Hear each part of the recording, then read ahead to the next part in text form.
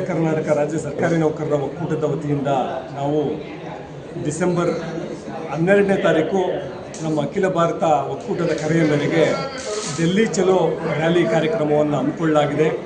ಈ ಹಿನ್ನೆಲೆಯಲ್ಲಿ ರಾಜ್ಯದ ವಿವಿಧ ಇಲಾಖೆಗಳಲ್ಲಿ ಕೆಲಸ ಮಾಡ್ತಾ ಇರುವಂಥ ಕಾಯಂ ನೌಕರರು, ಹೊರಗುತ್ತಿಗೆ ನೌಕರರು, ದಿನಗೂಲಿ ನೌಕರರು, ಗುತ್ತಿಗೆ ನೌಕರರು, ಅಲ್ಲದೆ ಪಿಂಚಣಿದಾರರು ಕೂಡ ಈ ಹೋರಾಟದಲ್ಲಿ ಭಾಗವಹಿಸಬೇಕು ಅಂತ ನಾವು ಈ ಸಂದರ್ಭದಲ್ಲಿ ಕರೆ ಕೊಡ್ತಾ ಇದ್ದೇವೆ. ಮುಖ್ಯವಾಗಿ ಏನು ಕೇಂದ್ರ ಮತ್ತು ರಾಜ್ಯ ಸರ್ಕಾರಗಳು ನೌಕರ ವಿರೋಧಿ ನೀತಿಯನ್ನು ಅನುಸರಿಸ್ತಾ ಇದ್ದಾವೆ. ವಿಶೇಷವಾಗಿ NPS ಮತ್ತು UPS ಖಾಸಗಿ ಆಧಾರಿತ ಪಿಂಚಣಿ ವ್ಯವಸ್ಥೆಯನ್ನು ಕೊಡ್ತಾ ಇದ್ದಾರೆ. ಆದರೆ ಸರ್ಕಾರಿ ನೌಕರರಿಗೆ ಇದರಿಂದ ಯಾವುದೇ ರೀತಿಯ ಪ್ರಯೋಜನ ಆಗ್ತಾ ಇಲ್ಲ. ಎಲ್ಲ ನಮ್ಮ ಸರ್ಕಾರದ ವಂತಿಗೆ, ನೌಕರರ ವಂತಿಗೆ ಎಲ್ಲ ಕೂಡ ಖಾಸಗಿ ಕಂಪನಿಗಳಿಗೆ ಷೇರು ಮಾರುಕಟ್ಟೆಯಲ್ಲಿ ವಿನಿಯೋಗ ಆಗ್ತಾ ಇದೆ. ಮತ್ತು ಏನು ಕೇರಳ ಮತ್ತು ತಮಿಳುನಾಡು ರಾಜ್ಯಗಳು ಈಗಾಗಲೇ ಅಶ್ಯೂರ್ಡ್ ಪೆನ್ಷನ್ ಸ್ಕೀಮನ್ನು ಜಾರಿಗೆ ತಂದಿದ್ದಾವೆ. ಹಾಗಾಗಿ ನಾವು ರಾಜ್ಯ ಮತ್ತು ಕೇಂದ್ರ ಸರ್ಕಾರಗಳನ್ನು ಆಗ್ರಹಿಸ್ತಾ ಇದ್ದೇವೆ, ನೌಕರರಿಗೆ ನಿಶ್ಚಿತ ಪಿಂಚಣಿ ವ್ಯವಸ್ಥೆಯನ್ನು ಜಾರಿಗೆ ತರಬೇಕು, PFIDA ಕಾಯ್ದೆಯನ್ನು ರದ್ದು ಮಾಡಬೇಕು ಅನ್ನುವಂಥದ್ದು. ಹಾಗೆಯೇ ರಾಜ್ಯದ ವಿವಿಧ ಇಲಾಖೆಗಳಲ್ಲಿ ಲಕ್ಷೋಪಲಕ್ಷ ಸಂಖ್ಯೆಯಲ್ಲಿ ಕೆಲಸ ಮಾಡ್ತಾ ಇರುವಂತಹ ಹೊರಗುತ್ತಿಗೆ ಮತ್ತು ಗುತ್ತಿಗೆ ನೌಕರರು ಯಾವುದೇ ಕನಿಷ್ಠ ವೇತನಗಳಿಲ್ಲದೆ ಕೆಲಸ ಮಾಡ್ತಾ ಇದ್ದಾರೆ. ಅವ್ರಿಗೆ ಯಾರು ಅರ್ಹರಿದ್ದಾರೆ ಅವರಿಗೆ ವಿಶೇಷ ಪ್ರಾತಿನಿಧ್ಯ ಕೊಟ್ಟು ಕಾಯಂ ಮಾಡ್ಕೋಬೇಕು. ಮತ್ತು KPSC ಅಥವಾ ಕರ್ನಾಟಕ ಎಕ್ಸಾಮಿನೇಷನ್ ಅಥಾರಿಟಿ ಮುಖಾಂತರ ಏನು ಖಾಲಿ ಇರುವಂಥ ಹುದ್ದೆಗಳನ್ನು ತುಂಬೋದಕ್ಕೆ ಸರ್ಕಾರ 2,80,000 ಹುದ್ದೆಗಳನ್ನು ತುಂಬೋದಕ್ಕೆ ಸರ್ಕಾರ ಕ್ರಮ ತಗೋಬೇಕು. ಮತ್ತು ಆರೋಗ್ಯ ಸಂಜೀವಿನಿ ಯೋಜನೆಯಲ್ಲಿರುವಂಥ ನ್ಯೂನತೆಗಳನ್ನು ಸರಿಪಡಿಸಿ ಹೆಚ್ಚೆಚ್ಚು ಹಾಸ್ಪಿಟಲ್ಗಳನ್ನು ನೆಟ್ವರ್ಕ್ ಮಾಡಿಕೊಂಡು ಕಾಯಂ ನೌಕರರಿಗೆ, ಹೊರಗುತ್ತಿಗೆ ನೌಕರರಿಗೆ ಮತ್ತು ಪಿಂಚಣಿದಾರರಿಗೂ ಕೂಡ ಆರೋಗ್ಯ ಸಂಜೀವಿನಿ ಯೋಜನೆಯ ವ್ಯಾಪ್ತಿಯಡಿಗೆ ತರಬೇಕು ಅಂತ ನಾವು ಈ ಸಂದರ್ಭದಲ್ಲಿ ಸರ್ಕಾರವನ್ನು ಆಗ್ರಹಿಸ್ತಾ ಇದ್ದೇವೆ. ಹಾಗೆಯೇ TETಯನ್ನು ಹಿಂಪಡಿಬೇಕು. ವಿಶೇಷವಾಗಿ ನಿವೃತ್ತಿ ಅಂಚಿನಲ್ಲಿರುವಂತಹ ಶಿಕ್ಷಕರಿಗೆ TETಯನ್ನು ಕಡ್ಡಾಯ ಮಾಡಬಾರ್ದು ಅನ್ನುವಂಥದ್ದು ನಮ್ಮ ಬೇಡಿಕೆಗಳಲ್ಲಿ ಒಂದಾಗಿದೆ. ಈ ಸಂದರ್ಭದಲ್ಲಿ ನಾನು ಎಲ್ಲ ಸಮಸ್ತ ಸರ್ಕಾರಿ ನೌಕರರು ಮತ್ತು ಹೊರಗುತ್ತಿಗೆ ನೌಕರರು, ದಿನಗೂಲಿ ನೌಕರರು ಹಾಗೂ ಗುತ್ತಿಗೆ ನೌಕರರಿಗೆ ಮತ್ತು ಪಿಂಚಣಿದಾರರಿಗೆ ಕೋರ್ಕೊಳ್ತೇನೆ, ಡಿಸೆಂಬರ್ 12ನೇ ತಾರೀಕು ನವದೆಹಲಿಯಲ್ಲಿ ನಡೀತಾ ಇರುವಂತಹ ಒಂದು ರ್ಯಾಲಿಯಲ್ಲಿ ನೀವೆಲ್ಲರೂ ಭಾಗವಹಿಸಿ ಯಶಸ್ವಿಗೊಳಿಸಬೇಕು ಅಂತ ನಾನು ಕೋರ್ಕೊಳ್ತೇನೆ, ಮನವಿ ಮಾಡ್ತೇನೆ. ಸರ್ ನನ್ನ ಹೆಸರು ಜಯಕುಮಾರ್ HS, ರಾಜ್ಯಾಧ್ಯಕ್ಷರು, ಅಖಿಲ ಕರ್ನಾಟಕ ರಾಜ್ಯ ಸರ್ಕಾರಿ ನೌಕರರ ಒಕ್ಕೂಟ. ಮೇಡಮ್ ಇದ್ದಾರೆ, ದಾಕ್ಷಾಯಿಣಿ ಒಡೆಯದ್ರವರು, ರಾಷ್ಟ್ರೀಯ ಕಾರ್ಯಕಾರಿಣಿ ಸಮಿತಿ ಸದಸ್ಯರು, ಮತ್ತು ನಮ್ಮ ಜಿಲ್ಲಾಧ್ಯಕ್ಷರಿದ್ದಾರೆ ಅಶೋಕ್ ಹೆಡ್ಕಲ್ ಅವರು. ಜಿಲ್ಲಾಧ್ಯಕ್ಷರು, ಅಖಿಲ ಕರ್ನಾಟಕ ಸರ್ಕಾರಿ ನೌಕರರ ಒಕ್ಕೂಟ. ಇವತ್ತಿನ ದಿವಸ ನಾವು ಒಂದು ರಾಜ್ಯ ಸರ್ಕಾರಿ ನೌಕರರ ಸಮಸ್ಯೆಗಳ ಬಗ್ಗೆ ಇವತ್ತು ಸಾಯಂಕಾಲ 5 ಗಂಟೆಗೆ ಒಂದು ಫಂಕ್ಷನ್, ಎಲ್ಲ ಜಂಟಿ ಕ್ರಿಯಾ ಸಮಿತಿಯನ್ನು ಮಾಡಿ ನೌಕರರ ಸಮಸ್ಯೆಗಳ ಬಗ್ಗೆ ಚರ್ಚೆ ಮಾಡ್ತೀವಿ. ನೌಕರರ ಸಮಸ್ಯೆಗಳಲ್ಲೇ ಮೂಲಭೂತವಾಗಿ NPS ಜಾರಿ ಸಂಬಂಧ ಅದು ಹೋರಾಟ ನಡೆದಿದೆ. ಈ ಒಂದು ಭಾರತ ಸರ್ಕಾರದ ಅಖಿಲ ಕರ್ನಾಟಕ ಸರ್ಕಾರಿ ನೌಕರರ ಒಕ್ಕೂಟದ ವತಿಯಿಂದ ಡಿಸೆಂಬರ್ 12ರಂದು ಒಂದು ದೆಹಲಿ ಚಲೋ ಕಾರ್ಯಕ್ರಮವನ್ನು ಹಮ್ಮಿಕೊಂಡ್ವಿ. ಆ ಕಾರಣಕ್ಕಾಗಿ ಸರ್ಕಾರಿ ನೌಕರ ಸಮಸ್ತ ಸಮಸ್ಯೆಗಳ ಬಗ್ಗೆ, ಆಮೇಲೆ ಶಿಕ್ಷಕರ TET ಬಗ್ಗೆ, ಆಮೇಲೆ ಹೊರಗುತ್ತಿ ನೌಕರರ ಕಾಯಮಾತಿ ಬಗ್ಗೆ ಅಥವಾ ಹೊರಗುತ್ತಿರೋರ ಒಂದು ನೌಕರಿಯ ಸ್ಥಿರತೆ ಬಗ್ಗೆ ಒಂದು ಗಾಢವಾಗಿ ಚಿಂತನೆ ಮಾಡಿ ಒಂದು ಸರ್ಕಾರಕ್ಕೆ ಅವರಿಗೆ ಎಲ್ಲ ಅನುಕೂಲ ಮಾಡಿಕೊಡ್ಬೇಕಂತ ತಿಳ್ಕೊಂಡು ಸರ್ಕಾರಕ್ಕೆ ಈ ಮೂಲಕ ಆಗ್ರಹಿಸ್ತೀವಿ. ಸರ್ ಹೆಸರು ಅಶೋಕ್ ಹಿಡ್ಕಲ್, ಜಿಲ್ಲಾಧ್ಯಕ್ಷರು, ಅಖಿಲ ಕರ್ನಾಟಕ ರಾಜ್ಯ ಸರ್ಕಾರಿ ನೌಕರರ ಒಕ್ಕೂಟ, ವಿಜಯಪುರ. ನಮ್ಮ ಅಖಿಲ ಕರ್ನಾಟಕ ರಾಜ್ಯ ಸರ್ಕಾರಿ ನೌಕರರ ಒಕ್ಕೂಟ ಬೆಂಗಳೂರಿನಿಂದ ನಮ್ಮ ರಾಜ್ಯಾಧ್ಯಕ್ಷರಾಗಿರ್ತಕ್ಕಂಥ ಜಯಕುಮಾರ್ ಅವರು ಆಗಮಿಸಿದ್ದಾರೆ.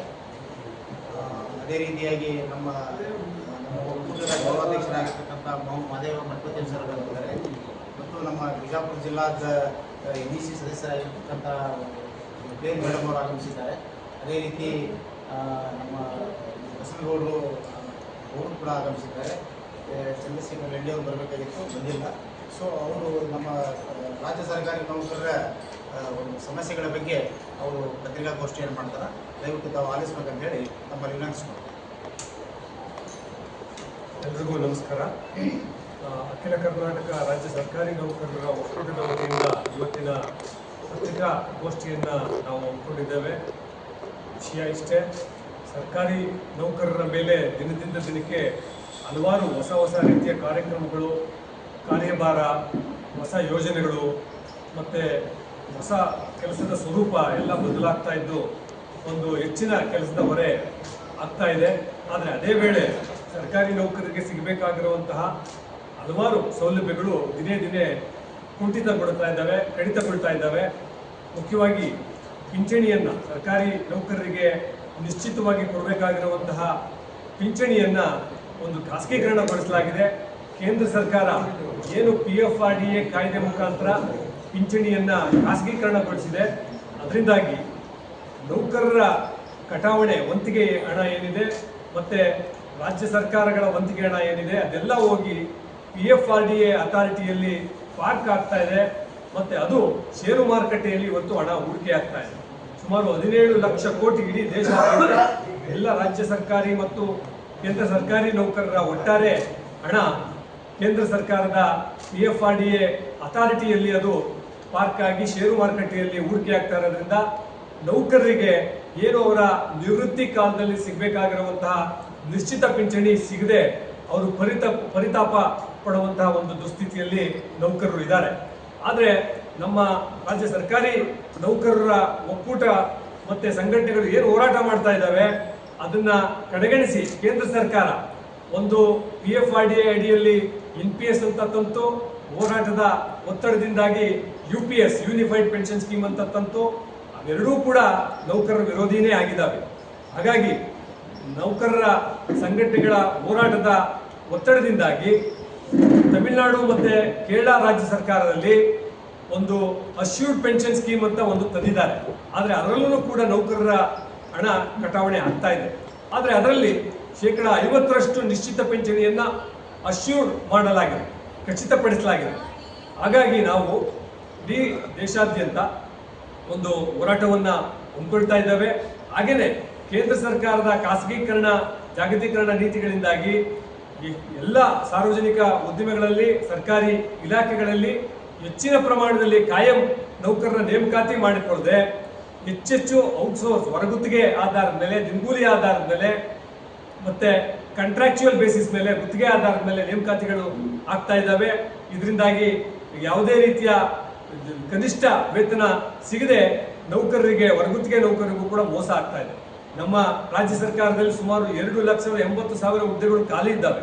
ಸರ್ಕಾರಿ ಶಾಲೆಗಳು, ಸರ್ಕಾರಿ ಕಾಲೇಜುಗಳಲ್ಲಿ ಅತಿಥಿ ಹೆಸರಿನಲ್ಲಿ ನೇಮಕಾತಿಗಳಾಗ್ತಾ ಇದ್ದಾವೆ. ಅವ್ರಿಗೆ ಯಾವುದೇ ರೀತಿಯ ಸರಿಯಾದ ಉದ್ಯೋಗ ಭದ್ರತೆ ಆಗಲಿ, ಸೇವಾ ಭದ್ರತೆ ಆಗಲಿ, ಮತ್ತು ಇದು ಏನೋ ಸಂಬಳದ ಭದ್ರತೆ ಆಗಲಿ ಯಾವುದೂ ಕೂಡ ಇಲ್ಲದಾಗಿದೆ. ಹೀಗಾಗಿ ಈ ಶಿಕ್ಷಣ ವ್ಯವಸ್ಥೆ, ಆರೋಗ್ಯ ವ್ಯವಸ್ಥೆ ದಿನೇ ದಿನೇ ಕುಸಿದು ಬೀಳ್ತಾ ಇದೆ. ಹಾಗಾಗಿ ನಾವು ಎಲ್ಲ ವಲಯದಲ್ಲೂ ಕೂಡ ಕಾಯಂ ನೇಮಕಾತಿ ಆಗಬೇಕು, ಖಾಲಿ ಹುದ್ದೆ ಭರ್ತಿ ಆಗಬೇಕು ಅನ್ನುವಂಥ ಒಂದು ಇದನ್ನು ಇಟ್ಕೊಂಡಿದ್ದೇವೆ. ಇದೇ ರೀತಿ ಹಲವಾರು ಬೇಡಿಕೆಗಳನ್ನು, ನೌಕರರ ಬೇಡಿಕೆಗಳನ್ನು ಇಟ್ಕೊಂಡು ಇದೇ ಡಿಸೆಂಬರ್ 12ನೇ ತಾರೀಕು ನವದೆಹಲಿಯ ಒಂದು ರಾಮಲೀಲಾ ಮೈದಾನದಲ್ಲಿ ಲಕ್ಷೋಪಲಕ್ಷ ಸಂಖ್ಯೆಯಲ್ಲಿ ಸರ್ಕಾರಿ ನೌಕರರು ಡೆಲ್ಲಿ ಚಲೋ ಜಾಥಾವನ್ನು ಹಮ್ಮಿಕೊಂಡಿದ್ದಾರೆ. ಡೆಲ್ಲಿ ಚಲೋ ರ್ಯಾಲಿಯನ್ನು ಹಮ್ಮಿಕೊಂಡಿದ್ದೀವಿ.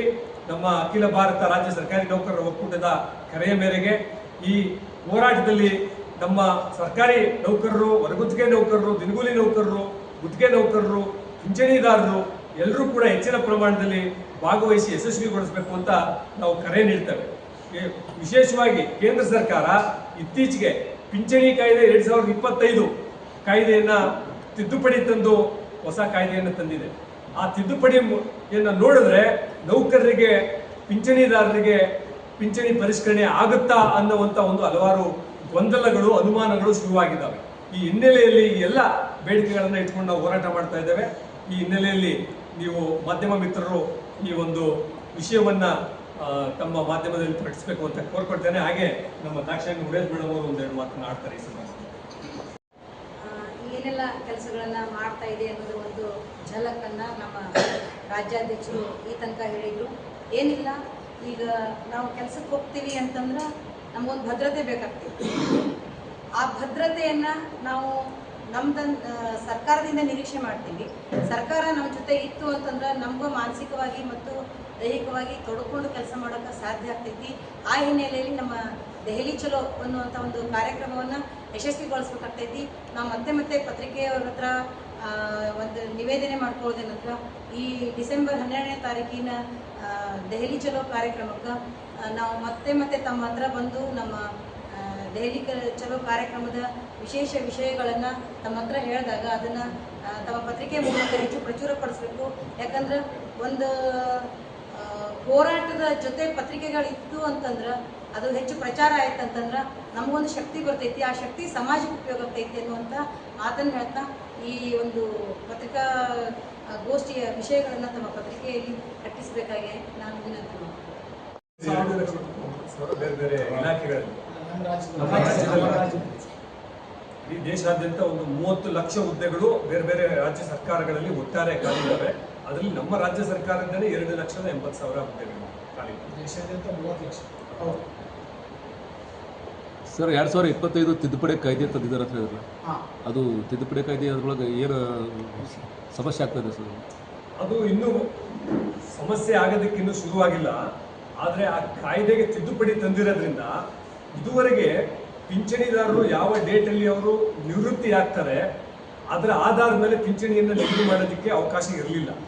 ಆದರೆ ಈ ತಿದ್ದುಪಡಿ ಮುಖಾಂತರ ಪಿಂಚಣಿದಾರರು ಯಾವಾಗ ನಿವೃತ್ತಿ ಆಗ್ತಾರೆ ಸೇವೆಯಿಂದ ಆ ದಿನಾಂಕದ ಆಧಾರದ ಮೇಲೆ ಪಿಂಚಣಿಯನ್ನು ಪರಿಷ್ಕರಣೆ ಅಥವಾ ನಿಗದಿ ಮಾಡಬಹುದು ಅನ್ನುವಂಥ ಒಂದು ತಿದ್ದುಪಡಿಯನ್ನು ತರಲಾಗಿದೆ. ಇದನ್ನ ತಂದಿರೋದು ಮತ್ತೆ ಏನು ಕೇಂದ್ರ ಸರ್ಕಾರ 8ನೇ ವೇತನ ಆಯೋಗವನ್ನು ರಚನೆ ಮಾಡಿದೆ, ಅದರಲ್ಲಿ ಆ ಪಿಂಚಣಿದಾರರು ನಿವೃತ್ತಿ ಆಗುವಂತಹ ಒಂದು ಆಧಾರದ ಮೇಲೆ ಪಿಂಚಣಿ ಪರಿಷ್ಕರಣೆಯನ್ನ ಮಾಡಬಹುದಾ ಅನ್ನುವಂಥ ಒಂದು ಪ್ರಶ್ನೆಯನ್ನು ಪ್ರಶ್ನಾವಳಿಯಲ್ಲಿ ಕೇಂದ್ರ ಸರ್ಕಾರ ಟರ್ಮ್ಸ್ ಆಫ್ ರೆಫರೆನ್ಸ್ ಅಲ್ಲಿ ಇದಕ್ಕೆ ಕೊಟ್ಟಿದೆ, 8ನೇ ವೇತನ ಆಯೋಗಕ್ಕೆ ಕೊಟ್ಟಿದೆ. ಸೊ ಇವೆರಡನ್ನೂ ಕೂಡ ನಾವು ತಾಳೆ ಮಾಡಿ ನೋಡಿದ್ರೆ ಈ 8ನೇ ವೇತನ ಆಯೋಗದ ಶಿಫಾರಸುಗಳು ಇನ್ನೇನೋ ಬರಲಿದೆ, ಇನ್ನು 3-4 ತಿಂಗಳಲ್ಲಿ ಬರುತ್ತೆ. ಆಗ ಸೊ ಈ ತಿದ್ದುಪಡಿಯನ್ನು ಮಾಡ್ಕೊಂಡಿರುವಂಥದ್ದು ಈ ಪಿಂಚಣಿ ಪರಿಷ್ಕರಣೆ ಆಗದ ರೀತಿಯಲ್ಲಿ ಏನಾದರೂ ಮಾಡೋದಕ್ಕೆ ಸರ್ಕಾರ ಹೊರಟಿದೆಯಾ ಅಂತ ಒಂದು ದೊಡ್ಡ ಅನುಮಾನ ಇಡೀ ದೇಶಾದ್ಯಂತ ಪಿಂಚಣಿದಾರರಲ್ಲಿ ಬಂದಿದೆ. ಯಾಕೆಂದ್ರೆ ಈ ತಿದ್ದುಪಡಿ ಅವಶ್ಯಕತೆ ಇರಲಿಲ್ಲ ಇದುವರೆಗೆ. ಯಾಕೆಂದ್ರೆ ನಮ್ಮ ಪಿಂಚಣಿ ಏನಿದ್ರು 1972 ಪಿಂಚಣಿ ಕಾಯ್ದೆ ಏನಿದೆ ಅದ್ರ ಪ್ರಕಾರ ಅಡ್ಮಿನಿಸ್ಟ್ರ್ ಆಗ್ತಾ ಬರ್ತಾ ಇತ್ತು. ಆದರೆ ಏಕಾಏಕಿ ಈ ಪಿಂಚಣಿ ಪರಿಷ್ಕರಣೆ ಒಂದೇ ಅಂಶ ಇಟ್ಕೊಂಡು 2025ರಲ್ಲಿ ಸರ್ಕಾರ ಒಂದು ಪರಿಷ್ಕರಣೆ ತಿದ್ದುಪಡಿ ಮಾಡ್ಕೊಂಡಿರುವಂಥದ್ದು ಒಂದು ಅನುಮಾನಗಳನ್ನು ಉಂಟಾಗಿದೆ. ಈ ಟಿ ಬಗ್ಗೆ ಅವಕಾಶ ಕೊಟ್ಟು ಒಂದು ಕೆಪಾಸಿಟಿ ಇರೋರನ್ನ ನೇಮಕ ಮಾಡಿಕೊಳ್ಳುವಂಥದ್ದು ಒಳ್ಳೆಯದೇನೆ. ಆದರೆ ಯಾರನೇ ಮೇಲೆ, ಮಕ್ಕಳ ಮೇಲಾಗಲಿ ಅಥವಾ ಶಿಕ್ಷಕರ ಮೇಲಾಗಲಿ ಅಥವಾ ಯಾರ ಮೇಲೆ ಆಗಲಿ ಕೇವಲ ಬರೀ ಪರೀಕ್ಷೆಗಳನ್ನು ಅಷ್ಟೇ ಏರ್ತಾ ಹೋದ್ರೆ ಒಂದು ವಾಸ್ತವತೆಯನ್ನು ಮರೆತು ಅದರಿಂದ ಪ್ರಯೋಜನ ಆಗಲ್ಲ, ಸಮಾಜಕ್ಕೂ ಪ್ರಯೋಜನ ಆಗೋದಿಲ್ಲ ಅಂತ ಅನ್ನುವಂಥದ್ದು ನಮ್ಮ ಒಟ್ಟಿನಲ್ಲಿ ಬೇಕೋ ಬೇಡವೋ ನಿಮ್ಮ ಬೇಡ. ಸರ್ವಿಸು ಒಂದು 10 ವರ್ಷ ಸರ್ವಿಸ್ ಇದೆ ಅಂತಂದ್ರೆ ಅಂಥವ್ರಿಗೆ ಮಾಡಿ, ಬೇಡ ಅನ್ನೋದಿಲ್ಲ, ಒಂದು 2 ಇಯರ್ಸ್ ಕೊಟ್ಟು. ಬಟ್ ನಿವೃತ್ತಿ ಅಂಚಲಿರೋರಿಗೆ ಈಗ ಮಾಡಿದ, ಈಗ ಫಾರ್ ಎಕ್ಸಾಂಪಲ್ ಮೇಷ್ಟ್ರು ತಮ್ಮ ಕೆಲಸ ಬಿಟ್ಟು ಬೇರೆ ಎಲ್ಲ ಕೆಲಸ ಮಾಡ್ತಾರೆ ಪಾಪ. ಮಕ್ಕಳಿಗೆ ಊಟ ಕೊಡೋದ್ರಿಂದ ಹಿಡ್ಕೊಂಡು ಮೊಟ್ಟೆ ಕೊಡೋದ್ರಿಂದ, ಈಗ ಮೊಟ್ಟೆ ರೇಟ್ 8 ರೂಪಾಯಿ ಅಂತ ಹೇಳ್ತಾರೆ, 6 ರೂಪಾಯಿ ರೇಟ್ ಕೊಡ್ತಾರೆ. ಮೊಟ್ಟೆ ರೇಟ್ ಆಗಿರೋದು 12 ರೂಪಾಯಿ. ಈಗ ಆ ದುಡ್ಡನ್ನ ಯಾರು ಬಳಸಬೇಕು? ಶಿಕ್ಷಣ ಇಲಾಖೆ ಬಳಸೋದಿಲ್ಲ. ಈಗ ಅವಾಗ ಸರ್ಕಾರದಲ್ಲಿ ಒಂದು ತೀರ್ಮಾನ ಆಗಿದೆ, ಆಮೇಲೆ ನೋಡೋಣ, ಈಗ ಸದ್ಯಕ್ಕೆ ಬೇಡ ಅಂತ ಅಂದ್ರೆ ತಾನು ಈಗ ಆಗಿರ್ತಕ್ಕಂಥದ್ದು ವ್ಯವಸ್ಥೆ ಹೆಂಗೆ? ಯಾರ ಮೇಲೆ ಭಾರ ಹಾಕ್ತೀರಿ ನೀವು? ಮೇಷ್ಟ್ರು ಪಾಠ ಮಾಡಬೇಕಾ ಅಥವಾ ಬರೀ ಮಕ್ಕಳಿಗೆ ಮೊಟ್ಟೆ ಕೊಡೋದೇ ನೋಡ್ಕೊಂಡು ಬಾಳೆಹಣ್ಣು ಕೊಡೋದು ನೋಡ್ಕೊಂಡು ಇರ್ಬೇಕಾ? ಇದನ್ನು ದಯವಿಟ್ಟು ಅರ್ಥ ಮಾಡ್ಕೋಬೇಕು ಸರ್ಕಾರ. ಸರ್ ಈಗ ದೆಹಲಿ ಒಳಗೆ 9ನೇ ತಾರೀಕಲ್ಲ ಸರ್ ಹೋರಾಟ? 12 ಡಿಸೆಂಬರ್ 12ನೇ ತಾರೀಕು ಸರ್. ಅದು ನಿಮ್ಮ ಬೇಡಿಕೆ ಈಡೇರದೆ ಹೋದರೆ ಮುಂದಿನ ಹೋರಾಟ ರೂಪ ಯಾವ ಟೈಪ್? ನಾವು ಈಗ ಡಿಸೆಂಬರ್ 12ನೇ ತಾರೀಕು ರಾಜ್ಯವ್ಯಾಪಿಯಾಗಿ ಮತ್ತು ಬೇರೆ ಬೇರೆ ರಾಜ್ಯಗಳಲ್ಲೂ ಕೂಡ ಒಂದು ವಾಹನ ಜಾಥಾ ಕಾರ್ಯಕ್ರಮ, ಕೊಕ್ಕರಲ್ಲಿ ಜಿಲ್ಲಾ ಸಮಾವೇಶಗಳು ಇವೆಲ್ಲ ಮಾಡಿಕೊಂಡು ನಾವು ಹೆಚ್ಚಿನ ಪ್ರಮಾಣದಲ್ಲಿ ಡೆಲ್ಲಿ ಚಲೋಗೆ ಸಿದ್ಧತೆ ಆಗ್ತಾ ಇದ್ದಾವೆ. ಸರ್ಕಾರದ ನಡೆ ನೋಡಿಕೊಂಡು ಅವತ್ತು ತೀರ್ಮಾನ. ಇಲ್ಲಿ ಬಿಜಾಪುರದಿಂದ ಎಷ್ಟು ಜನ ಹೋಗೋರು ಸರ್?